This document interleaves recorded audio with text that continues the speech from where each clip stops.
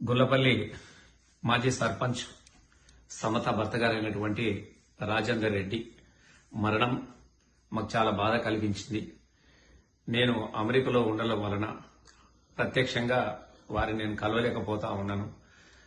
5 సంవత్సరాలు నేను ఎమ్మెల్యేగా ఉన్నటువంటి కాలంలో గ్రామ అభివృద్ధి కోసం ఎంతో శ్రమించినటువంటి వ్యక్తి, గ్రామాన్ని అభివృద్ధిలోకి తీసుకొచ్చినటువంటి వ్యక్తి ఇవాళ అబద్దాల మాటలు నమ్మి, కవంపల్లి సత్యనారాయణ గారి దొంగ మాటలు నమ్మి ఆ పార్టీలో జైన్ అయినటువంటి పాపానికి ఇవాళ ఆయన చనిపోవాల్సినటువంటి అవసరం ఏర్పడ్డది.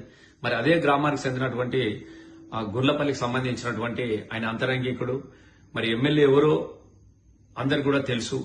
ఇలా కవంపల్లి సత్యనారాయణ గారి గురించి ఇదే మురళి గారు గ్రామానికి వచ్చి ఎమ్మెల్యే గారు కవంపల్లి గారు నేనే ఎమ్మెల్యే గారు నేను ఏ చెప్తే కదే నా జేబులో ఉంటాడు, నేను కూర్చున్నమంటే కూర్చుంటాడు, లేవమంటే లేతాడు, కాబట్టి నేను చెప్పిందే వేదము అని మాట్లాడినప్పుడు సరే మంచిదే గాని 30 నెలలుగా మా గ్రామానికి ఏమో అభివృద్ధి జరగలేదని చెప్పేసి వాట్సాప్ లో మెసేజ్ పెట్టినటువంటి పాపానికి వడ్లూరుకు సంబంధించినటువంటి వ్యక్తులను అర్ధరాత్రి ఆయన ఇంటికి పంపించి ఆయనని చంపే ప్రయత్నం చేసినప్పుడు ఆయన అడ్డుకున్నందుకు ఆయన మీద అట్రాసిటీ చేసి పెడితే క్యాంప్ ఆఫీస్కి వెళ్లి ఇది అన్యాయమని అడిగినటువంటి నేరానికి ఇవాళ ఆయనను అవమానిస్తే ఒంటి మీద పెట్రోల్ పోసుకొని ఆయనే చావు బతుకుల మధ్యన ఉన్నప్పుడు ఇదే కవంపల్లి సత్యనారాయణ గారు తొలి వెలుగు రఘు గారితో వాడికి ఏం కాలేదు, వాడికి 10% కాలిపోయింది, వాడు ఒక దొంగ లంగా బ్లాక్ మెయిలర్ అని చెప్పేసి చాలా అవమానించే విధంగా మాట్లాడినటువంటి సందర్భం ఇవాళ నియోజకవర్గ ప్రజలందరూ కూడా, తెలంగాణ ప్రజలందరూ కూడా, ప్రపంచంలో ఉన్న ప్రజలందరూ కూడా వినడం జరిగినది.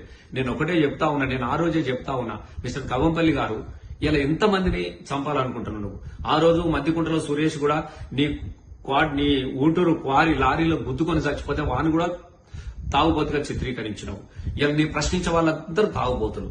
నేను ఎవరైనా మాట్లాడితే కేసులు, ఎవరైనా ఎక్కువ మాట్లాడితే మీరు దాడులు. ఇలా అసలు నువ్వేం చేయాలనుకుంటున్నావు నియోజకవర్గం అని చెప్పేసి మేము ప్రశ్నిస్తా ఉన్నాం.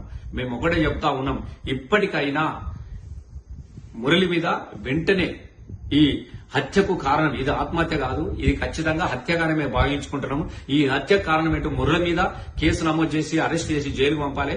దాన్ని ప్రోత్సహించినందుకు నీ మీద కూడా కేసు పెట్టాలని చెప్పేసి మేము డిమాండ్ చేస్తా ఉన్నాం. ఇలా ఎవరు లేరు రాజేందర్ కుటుంబానికి మీరు అనుకుంటున్నారేమో, మాకు పార్టీలు గీటీలు కావు. ఇవాళ నియోజకవర్గ ప్రజలు వాళ్ళ రక్షణనే మేము ముఖ్యంగా భావించుకుంటున్నాం. కాబట్టి వాళ్ళని కాపాడుకోవాల్సినటువంటి అవసరాన్ని ఇవాళ బీఆర్ఎస్ పార్టీ తీసుకుంటుంది. కాబట్టి వెంటనే రాజేందర్ కుటుంబానికి న్యాయం చేయాలి. ఎందుకంటే వాళ్ళు చిన్న చిన్న పిల్లలు ఉన్నారు, వాళ్ళకి పాపం చాలా బాధలో ఉన్నారు. నీలాగా కమిషన్లతోనో ఇసుక క్వారీలతోనో వాగుల ఇసుకలతోనో బతికే రకం కాదు. వాళ్ళు చాలా ఇబ్బందికర పరిస్థితుల్లో ఉన్నారు. కాబట్టి నువ్వే బాధ్యత తీసుకోవాలి. ఖచ్చితంగా ఒకవేళ మేము రేవంత్ రెడ్డి గారు కూడా చెప్తా ఉన్నాం, ఇలా ఆయన మిమ్మల్ని నమ్మి మీ పార్టీలోకి వచ్చినటువంటి మాజీ సర్పంచ్ గారు అటువంటి భర్త ఆ కుటుంబానికి న్యాయం చేయమని చెప్పేసి మేము అడుగుతా ఉన్నాము. ఖచ్చితంగా మేము డిమాండ్ చేస్తా ఉన్నాం. ఆ కుటుంబానికి కనుక న్యాయం జరగకపోతే మా బీఆర్ఎస్ పార్టీ తరఫున మేము ప్రత్యక్ష పోరాటానికి కూడా దిగుతాం. మేము కవంపల్లి మిస్టర్ నేను మీకు ఇప్పుడు కూడా చెప్తా ఉన్నా, నీ అరాచకాలు పరాకాష్ట ఏరినాయి.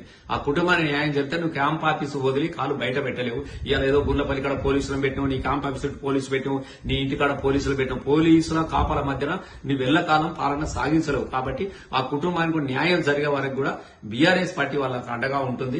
నేను అమెరికాలో ఉండడం వలన, ఇక్కడ మీటింగ్ ఉండడం వలన నేను వారి అంతిమయాత్రలో ప్రత్యక్షంగా పాల్గొనలేకపోతున్నాను. తప్పకుండా నేను రాగానే ఖచ్చితంగా ఆ కుటుంబాన్ని నేను పరామర్శిస్తా, ఆ కుటుంబానికి నేను అండగా నిలబడతా.